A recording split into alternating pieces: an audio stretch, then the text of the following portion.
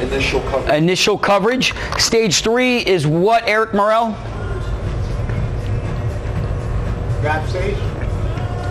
Say the full term, please. Coverage gap stage. Coverage gap stage, also referred to as donut hole. Is that a compliant term to use over the phone? No. No, do not use that over the phone. Can the consumer use that over the phone? Yeah, they're going to be referencing the donut hole quite a bit, okay? It's an easy analogy for them to understand. It'll be easy for you guys to understand here in just a minute as well. But we have to always refer to it as what, Jess? Coverage gap stage. Coverage gap stage. That leads us to stage 4, which is the catastrophic coverage stage. These are the 4 stages of what prescription? Standard drug coverage. 4 stages of what, Kedrick? 4 stages of what, Melissa? 4 stages of what, Jenica? 4 stages of what, Tiara? Thank you. Extremely important. I cannot stress that enough, guys. Standard drug coverage. Oh. Next, standard drug coverage. 4 stages explained. Stage 1 is what? Sorry? Deductible stage. Client's responsible for a plan-specific deductible. Normally, it's going to be right at $445. There are some standard drug coverage plans where the deductible is 0. There's some plans where the deductible is 0, but the standard drug coverage deductible is typically $445. Okay? What's the deductible? Well, what's the deductible? What you're responsible for before the insurance company shares the cost. Stage 2, initial coverage. Initial coverage. This is going to be kind of a different concept for you guys to understand. You all should understand it already, being licensed agents, but generally it's difficult for some people to understand. Initial coverage is both the client and the insurance company share the medication costs until the shared total reached $4,130 can be shared through copays or co-insurance, depending upon the plan. So let me repeat that. Both the client and the insurance company share the cost of the medication until the shared total reached is $4,130. That's the amount that was agreed upon by Congress. Both the client and the insurance company share the medication cost. Oh. Uh-oh. Until the shared total reached is $4,130. Yes? Yes. What's stage 3, Omar? Coverage gap stage. Coverage gap stage. Good. So when would I hit the coverage gap stage, Omar? Probably after you cover that $4,130. Between me? Just me? When would I hit the coverage gap stage? You said until I hit $4,130. You mean just me? And the shared cost. Between you and the insurance company. And the insurance company. Thank you. Thank you. Very important to understand that concept or that idea. And that's because this next stage will show you that illustration. Next stage is going to be a part of the stage 2, the initial coverage. It's going to show you the drug tiers. Drug tiers, tier 1, 2, 3, 4, and 5. Also 6. Okay? Normally, your deductible would be applicable for stages 3, 4, and 5. Or for tiers 3, 4, and 5. Excuse me, I misspoke. Normally, your deductible for prescriptions will be subjected to tiers 3, 4, and 5. Tiers 3, 4, and 5 is what the deductible is generally going to be applied to. So for tier 1, which is what tier? Nelson. It's on the screen. Jesse, say it out loud for him, please. Cost sharing. Guys, tier 1, preferred generic. Come on, please try and keep up, man. We have a lot of ground to cover. I need everyone paying attention. Please, please. Your income is dependent upon it, okay? It's tier 1, preferred generic. Tier 2, generic. Now, if my preferred generic is showing as how much, Eric Morel? $4. Is that plan-specific copay? Yes. That's a plan-specific copay. So if I'm in Georgia and I have standard drug coverage, I may not have to pay a copay for tier 1. Does that make sense? But if tier 1 medication costs without insurance, I don't know, $400, but I'm only paying $4,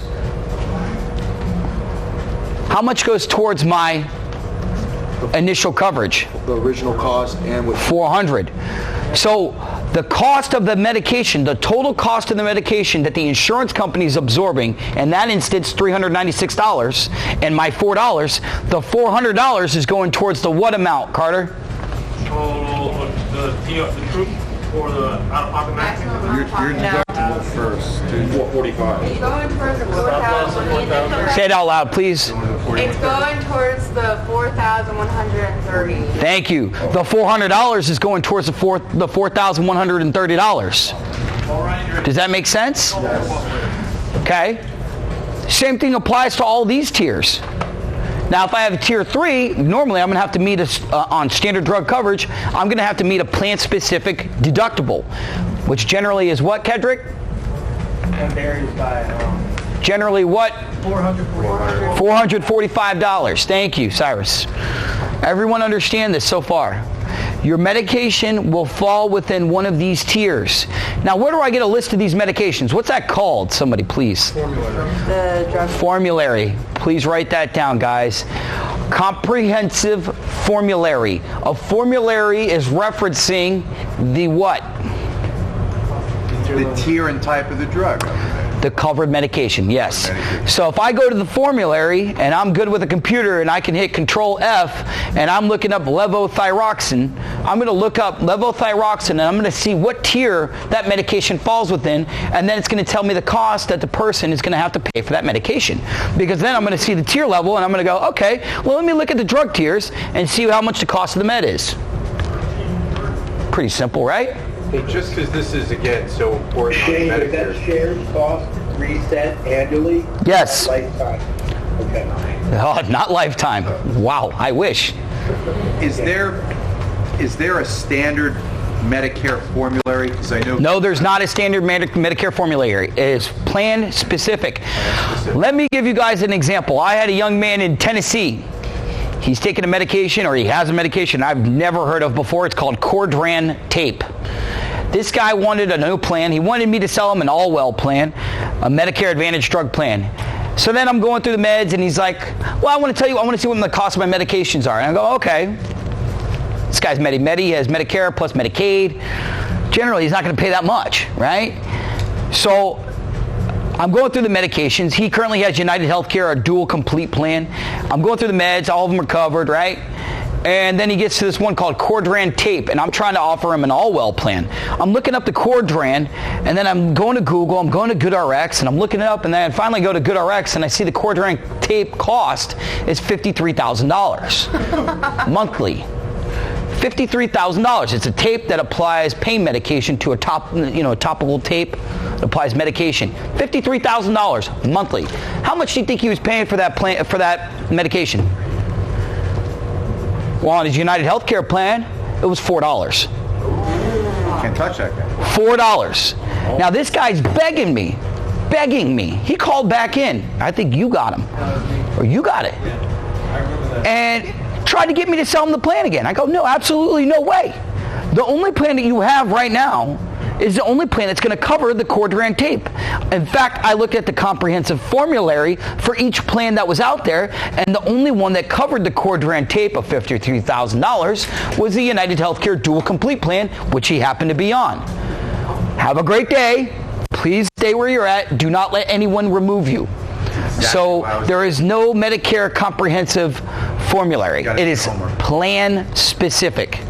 Guys, this is extremely simple, but if I was to take that guy off of his United plan and place him onto an Anthem product, would I have been in trouble? Oh, yeah. Oh, yeah. I would have been definitely in trouble. And honestly, I mean, you can affect that guy's quality of life. Of course. And you don't want to do that. Why was he wanting that so badly? Why was he wanting a new plan? Yeah. Because he wanted dental. Oh, God. And you can't, there's no way to add it like without changing He could buy a separate supplemental plan, but he wasn't willing to spend $30. Now you know why those pain cream guys are all driving Ferraris from 5 years ago. Anybody confused about any of that? That's a real life scenario that just happened. Kedrick, you got the call. And just to specify it, it's not even carrier specific. It is plan. Plan specific. Anthem MediBlue Dual Access will have a different formulary than Anthem Compass or WellCare Compass, right? That situation's probably going to pop. Does that make sense? Yes. Any questions? You picking this up so far? Yeah. Okay, good. Next, what's stage 3? Okay, stage 1 again is the what stage, Jess? What, Jess? What, Jess? No. Standard drug coverage is broken into 4 stages. What is stage 1, Carter? Deductible. Thank you, Carter. Stage 2 is the initial coverage. Both you and the insurance company share the total cost of the medication. The total retail cost of the medication. You both share the cost of the medication. Sometimes it's shared using a copay. Sometimes you have to pay the entire amount. Okay? Sometimes you have to pay a percentage. Does that make sense? So moving forward, that will bring us to our $4,130, which is in stage 2, which is our what stage, Nelson? Initial coverage. Thank you, Nelson. That brings us to stage 3, which is the coverage gap stage, or the donut hole. Can we use the donut hole term on the phone? No, absolutely not. That is a founded complaint with a carrier, and you do not want a founded complaint at all. The coverage gap stage is the donut hole. What's up, Cy? So if we're saying coverage gap stage, and you're saying what is that? You say, oh, that's the donut hole? No, you can't. It's not a compliant term. Don't get yourselves in a situation by trying to use slang or any non-pre-approved verbiage by Medicare. Okay? I have a lot of agents that they fight us tooth and nail on this specifically, the legal agreement, and they try to interpret it for the consumer, and you can't do that. It's a legal agreement. Does that make sense? You cannot interpret a legal agreement or use different words inside of a legal agreement. It has to be read verbatim. That is pre-approved literature by Medicare, by CMS. Are you allowed to say anything that's not approved by CMS? No. The consumer's needs come first. The way you interpret the coverage to them is extremely important. Okay? Stage 3 is our coverage gap. This is the donut hole. Okay. So, if we're sharing the cost until $4,130, what happens after we hit $4,130? Well, now we hit the coverage gap. Now, once our medications hit that coverage gap, the client pays 25% of the cost of all meds. So if the med's $100, how much are they paying, Ant? 25 bucks. Clients paying 25% of the cost of all drugs until they have reached a TROOP. T-R-O-O-P. Very important term that's on one of your materials. What's TROOP stand for, Jules? True out of pocket. True out of pocket. There you go. My TROOP for 2021, $6,550. So, how much would go towards the $6,550? Well, whatever I paid in stage 1 and stage 2, and whatever the insurance company is absorbing in stage 3. How much are they absorbing in stage 3? 75%. Plus my what? 5%. Plus my what, Jess? Say it out loud. 5%. Plus my 25%, and that's going towards the what? True out of pocket. Does that make sense, Lee? Yeah. Starting to understand it a little bit more? Good. Once we've reached the total retail cost of the medication, once that has accumulated annually, Charlie, of $6,550, Then we hit the catastrophic coverage. Catastrophic coverage. Only after the client reaches $6,550, the troop, will we then hit the catastrophic coverage. People that have standard drug coverage that are not so favorable health, they normally will hit the coverage gap, I don't know, what, March? Right around the March time. Yeah. Some people hit it around the holidays. Not fun for them because now they're deciding between presents or they're deciding between medications. And they reset. Does that make sense? Yes? Gotta have to. Anybody have a question about that? Yeah, scroll it up just a little bit. I honestly can't do that. Okay. But I will read it to you, and it's also on all the literature that you have. Okay.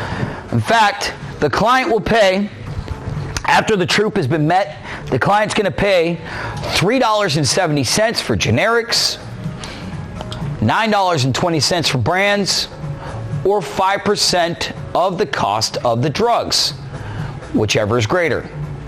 So if I have a $200 medication, it's brand name, how much am I paying, Nick? $9.20. Why? Because you reached your catastrophic coverage of $6,500. Why, Jess? Well, if I paid 5% of $200, $10. That's $10. I'm not going to pay that. I'm going to pay, well, actually, I am going to pay the $10. I apologize, because it's greater than the $9.20. Does that make sense? Omar? You get that?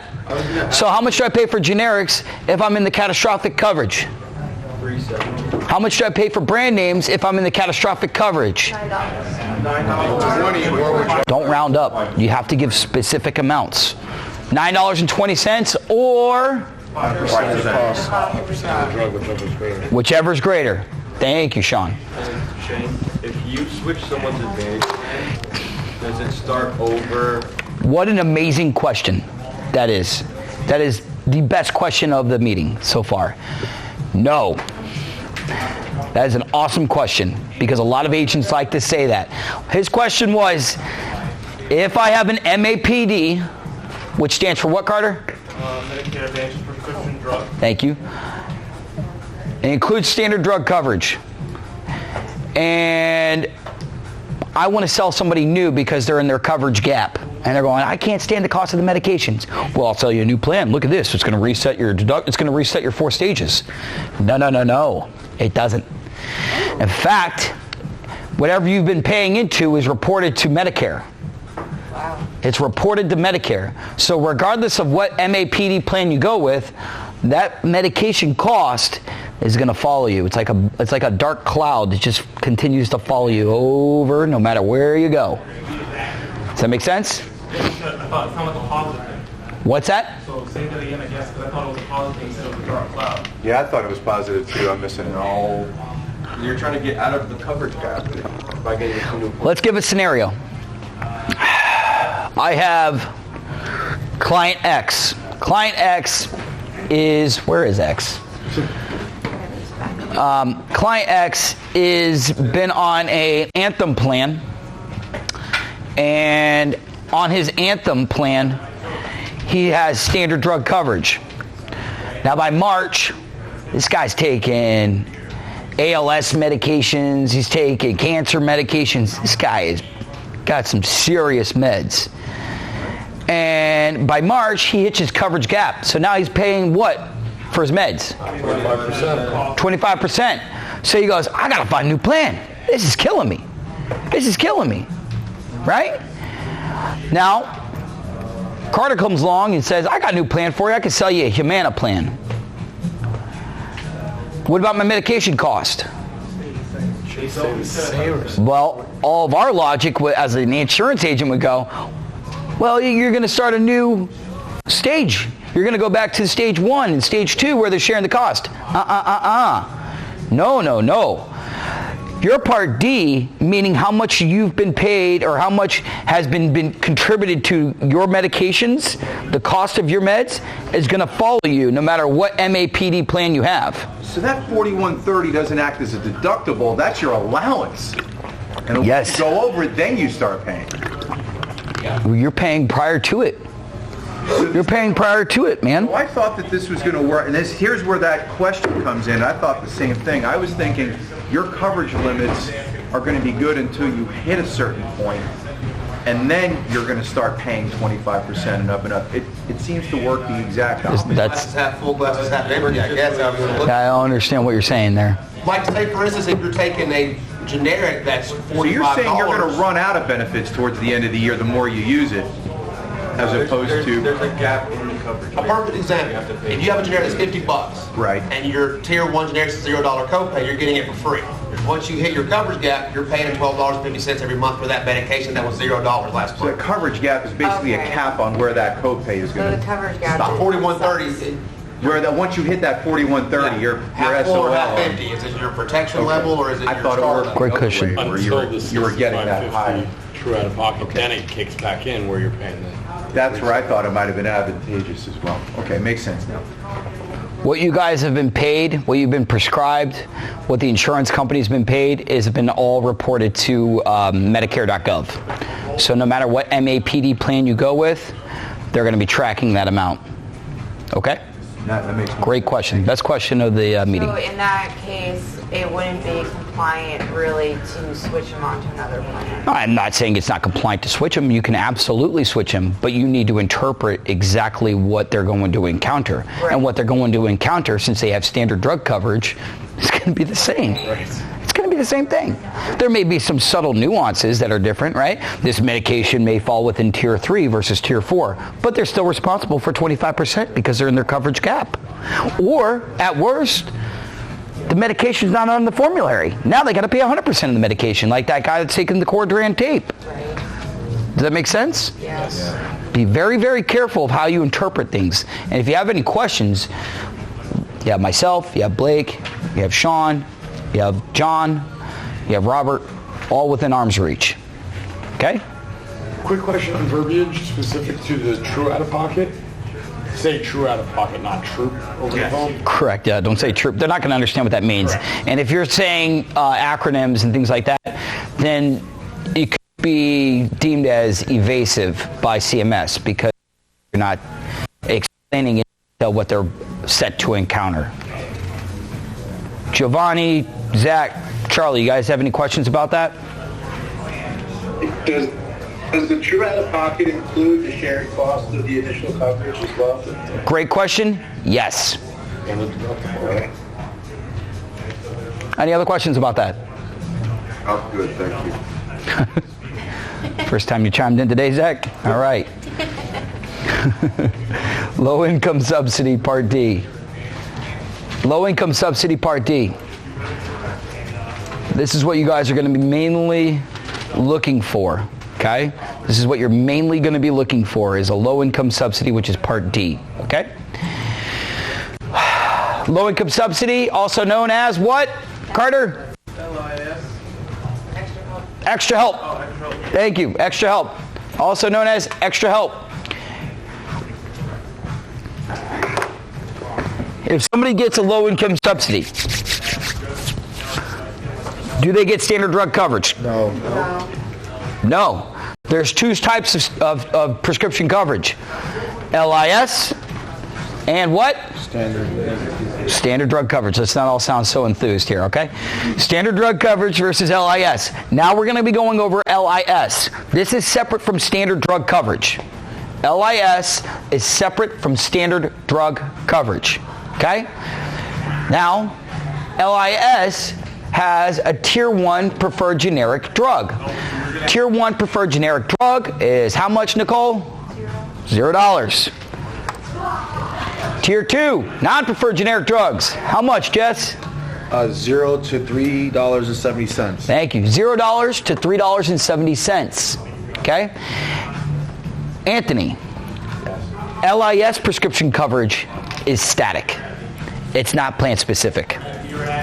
Okay, so that formulary is across the board. Formulary is different. The formulary shows a list of covered medications. But the pricing on LIS is static no matter what carrier I go to. Okay. So the guy that was in wherever state, right, he had Medicare and Medicaid. He gets LIS because he has a low income subsidy. So he would have had the same cost of the medication, But the variable was the formulary. And on that particular formulary I was going to offer him, it didn't include the Cordran tape. Does that make sense? Yes? Easy to understand, right? Okay.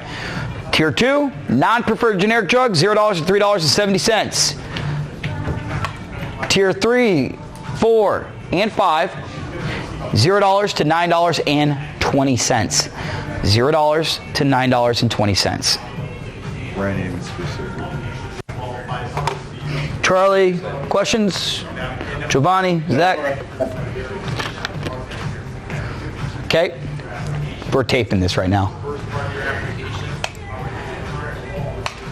Next, shortcut to remember standard drug coverage. 2021, it's $445. $445 is generally what your standard drug coverage is going to be for the deductible. It is plan specific, so sometimes it could be less, but it won't exceed that amount. It will not exceed that amount. If they have standard drug coverage, it won't exceed in stage 1 a $445 deductible. Is there a deductible if I have LIS? No. Is there a deductible if I have LIS? No. Is there a deductible if I have LIS? No. Level 4 LIS, yes. I didn't see it here for it. Made it real 3 times. Okay. Shortcut to remember. Stage 2, copays. That's where we're going to get the tiers. We have the initial coverage. Stage 3 is the what? Coinsurance. That's the coverage gap, guys. That's where you pay 25% of the cost of the meds and the insurance company is going to pay how much, Omar? Insurance company's going to pay 75%. Thank you. 75%. Stage 4. This is essentially your LIS stage, right? That's your catastrophic coverage. You pay $3.70 for generics, $9.20 for brands, or 5% of the cost of the medication, whichever is greater. Everyone understand? Jesse? Am I going way over your head here? In LIS, there are no 40. Yes, I'm going over your head? Correct. I'm good. I know you're here, but are you actually here?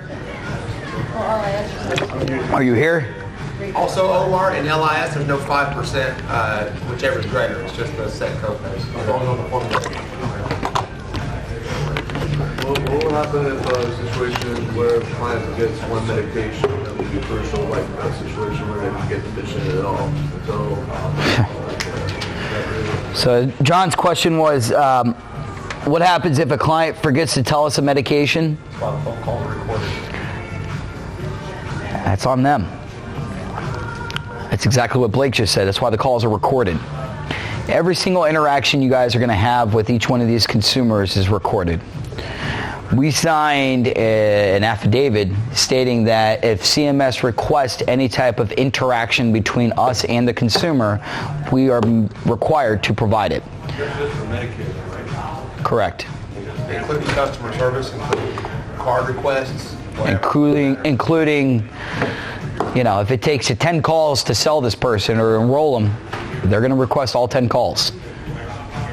You better be compliant. What about the call where you transfer them and you're like, oh, do you have Part A and B for an agent? That you're listening to that too? Of course. Sure. Every interaction is required. Not open for interpretation. Be compliant. And I actually got a call auditing where Omar had the call, and he said, if you're on Medicare A and B, then you may qualify for other benefits, but I have to get you over to somebody that is licensed in your state to discuss it. So you did the perfect handoff. You didn't interpret any benefits to them, and you got them over to a Medicare agent. Yeah. Any questions? Melissa? Okay, good. Guys, this is the most difficult thing for people to kind of wrap their head around or to comprehend. So if you guys get it, you're way ahead of the curve. Okay? The drug part? Yeah. It's also I want to mentioned review that probably, again later. probably 45% of complaints after you go over it mention drugs. See why. In some form or fashion. There you go. Thanks, Blake. All right. Medicaid and LIS. There's a difference. Low-income subsidy is different from Medicaid. Medicaid is ran by what? The state. LIS is ran by what? Social Security Administration. Social Security Administration.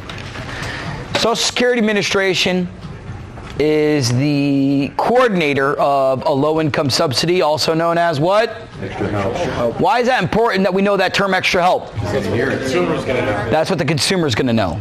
They're not going to know the term LIS or low-income subsidy. They're going to know extra help. Okay? Medicaid requirements. Again, this is not standard. It is state-specific. If anybody earns less than $1,064 monthly, if they earn less than $1,064 monthly, they should be eligible for Medicaid. Okay? If they're married, if they earn less than $1,437 monthly, they should be eligible for Medicaid. Low-income subsidy, if somebody earns less than $1,595 per month, or if they're married, $2,155 per month, they should be eligible for a what? Extra help. Extra help, thank you, Anthony. Or a low-income subsidy. This amount, again, can vary based off of the COLA, the cost of living adjustment. If they're within a $300 swing, meaning if they're at like $1,895 or $1,700, they still may be eligible for a low-income subsidy. They still may be eligible for a low-income subsidy. Does that make sense? Say that again? If they're within earning in excess $300 over this specified amount, they still may be eligible for a low-income subsidy. Okay. Wiggle room. And that's before the Part B deduction. Yes, and yes, thank you, Blake. So if they're earning $1,500 after their Part B is taken out of their Social Security check, what are they really earning? What are they really earning, Tom? If they're earning $1,500 after their Part B premiums taken out of their Social Security check monthly, what are they really earning? $1,648.50. This amount is the amount before deductions. So what are they earning before any deductions? So if I want to have LIS, what do I need to be earning, Eric?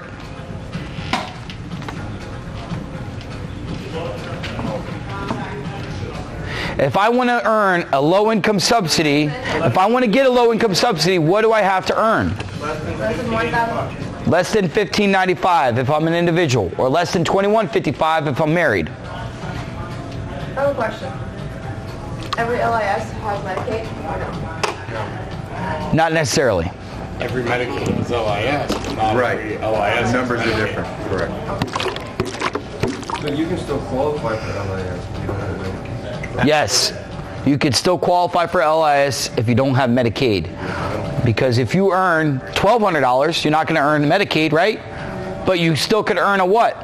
Low-income subsidy. A low-income subsidy. Hey, I apologize. I'm going to ask this again because I didn't grasp it. Those numbers that you're looking at, the 1064 or the 1095 for single, the cutoffs for Medicaid and LIS, those are... $1,595. I'm sorry, 1595. Those are prior to your A and B deductions, correct? That's a gross number, not an after deduction number. Gross, not net. Okay.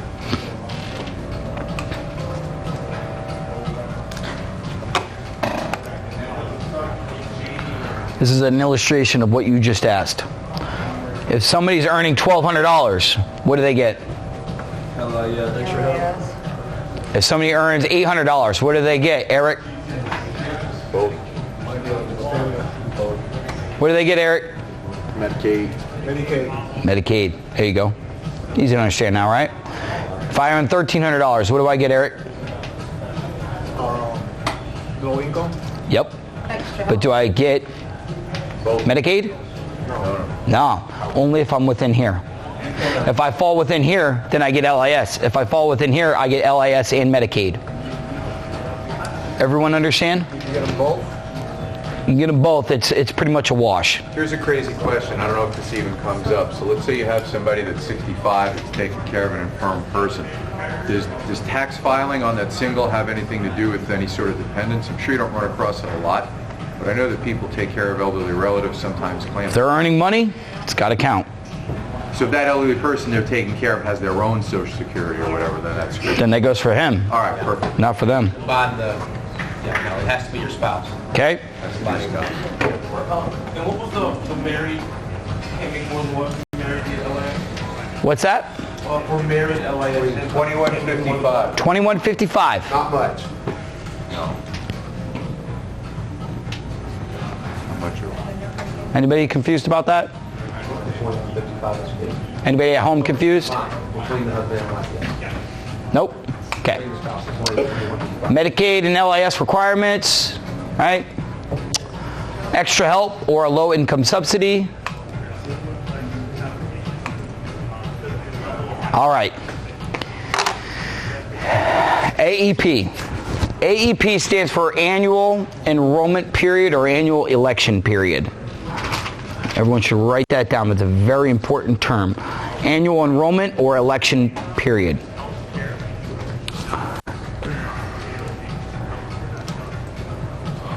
This period is from October 15th through December the 7th. Any questions about that? Simple. This is an open door policy to change your Medicare health plan. Is it an open door policy to change a Medigap plan? No. It's an open door policy to change your Medicare Advantage plan. Oh, so it's not. For supplements, just Not for supplements, only for Medicare Advantage. Medicare Advantage plans are guaranteed acceptance. They're guarantee issue. There's no underwriting questions you have to go through. There's no health questions you have to go through. There is, however, time constraints of when you can apply for one. There's time constraints when you guys can enroll or invest into a Medicare Advantage plan. The general period for people that have original Medicare to opt into a Medicare Advantage plan is referred to as AEP, which is the annual election period. You got a question, Cyrus? Okay. Melissa? Question? Anthony? So far, so Can I change my Medicare supplement during this time? No. you said no. I can, but I have to go through underwriting to get approved. So just in regards to Medigap, the only time, Not a free pass, yeah. The only time that they will not do underwriting is when they're in their T65, correct? When they're in their initial enrollment period. Let me throw this out there just because it's been in the back of my brain and I want to put it to rest. Talking about Medigap plans. So in your IEP, initial enrollment period, choose a Medigap plan. Do you ever have another period of time where you can rewrite that Medigap plan without underwriting? Or Yes, we'll get to that. Okay, so we'll get to that later. No problem. Jenica?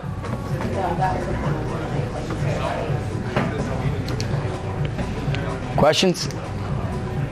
Okay. So I can change from original Medicare to MAPD, or I can change from MAPD to original Medicare, or I can change from one MAPD to another MAPD. Let me give you guys a general, standard here, okay? If somebody has a Medicare supplement, I don't want to take them off of a supplement and put them and replace it with a Medicare Advantage plan. If somebody has a Plan F in Part D, I'm generally not going to offer them a Medicare Advantage plan. It's lesser coverage. It's more out-of-pocket expenses. You're leaving them in a worse position than when you found them. A worse position is defined as their out-of-pocket expenses.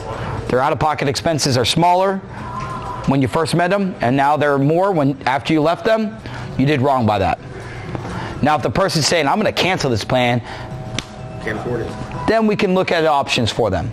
Does that make sense? Yes. Okay. So an AEP, I can change one Medicare Advantage plan to another Medicare Advantage plan without any type of SEP, which is a special election period. Does that make sense? Okay. Thanks, guys. Next.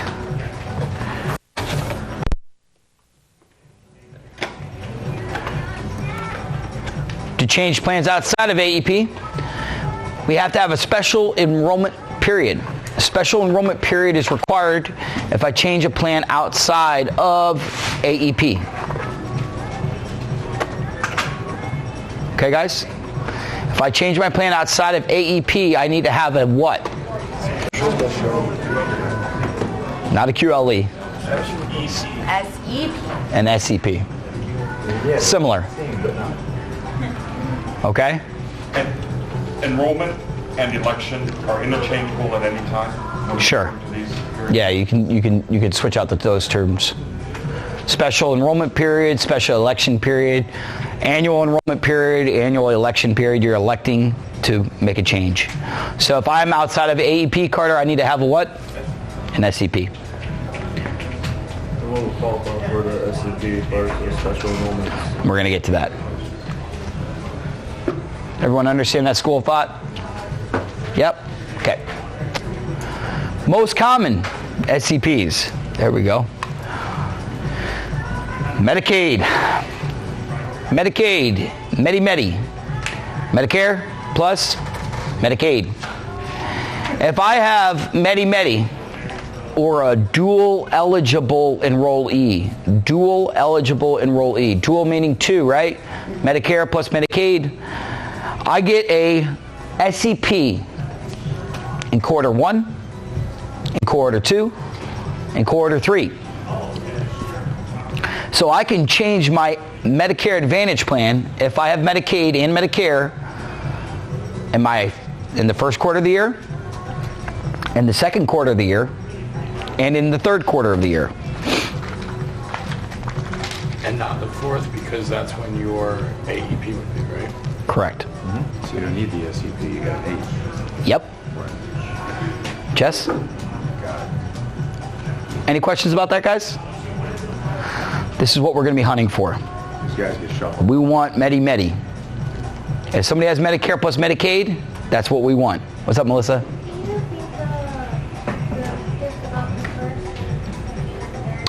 Sure. If I have Medicare plus Medicaid, that makes me a dual eligible enrollee. Okay, Carter? If I have Medicare and Medicaid, I'm granted an SEP. What's that stand for again, Melissa? Special enrollment period.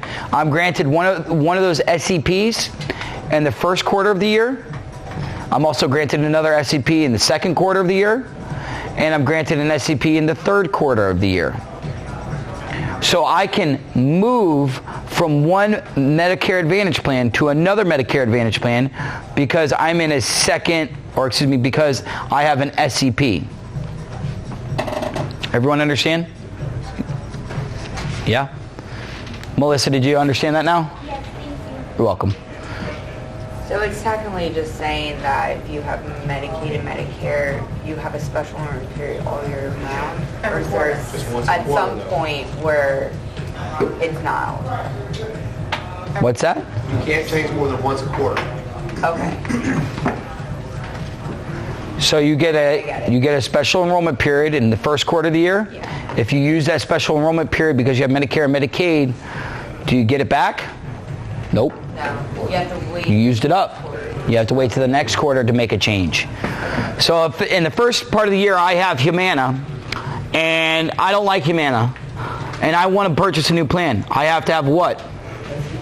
An SEP. If I have Medicare and Medicaid, I have an SEP. I can switch.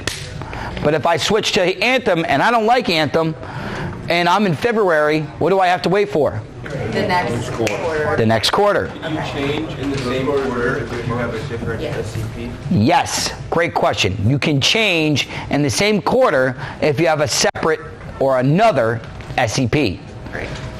That make sense? Got to be more than Medi-Medis, right? You have to find another SCP. You guys have a list of SCPs that I handed you. Did you look at it? Take a look at the list of the SCPs that was handed to you guys. There's a list of about 25 of them, 20 of them, something like that. There's a list of SCPs that you guys were all handed. People at home, I sent you an email of SCPs. If you don't have it, just come and see me, okay? Similar to QLE, just not a QLE. Similar to QLE, but not named QLE, it's named SEP. Got it. Okay? Moving. If I have Medicare, Medicaid, I get granted an SEP. If I have LIS, same rules apply. Same rules apply. If I have LIS, I'm granted an SEP in Q1, in Q2, and Q3. Does that mean I have an SEP for Medicaid and I have an SEP for LIS? No. No, it doesn't. It just means I have one SEP. If I have LIS, do I get an SEP? Yes. If I have Medicaid, do I have one or two SEPs? Just one. Got it? So you wouldn't be able to change someone in the same quarter if they are dual eligible? Only if they didn't use figure out that they have LIS too. If I have Medicaid and LIS, I'm only given one SEP. Okay? Good question. Or, to get to your question now, I'm in a FEMA disaster declaration, meaning Florida, right now, Florida's under a state of emergency. Did you guys know that? Why? Well, if I was in Surfside, It's because of COVID. because of that, not because of COVID, the perceived gas shortage. You guys remember that? It's still going on. Still hanging? Still hanging on. The date of declaration in the state of Florida, the FEMA disaster declaration was declared on May 6th, something like that. I think it was May 6th. I'm granted 3 months from the date of declaration. So I have the month of May, June, and through the end of July. Through the end of July, where I have a SEP due to what? FEMA. Why are we always running around searching for FEMA? Why? Unlocks the door. To get an SEP. Does that make sense? So we are looking for SEPs because if they have an SEP, I have the ability to do what? Offer a new plan, enroll them into a new plan. And if they've already used their LIS SEP or their Medicaid SEP, what do I have to find now? Another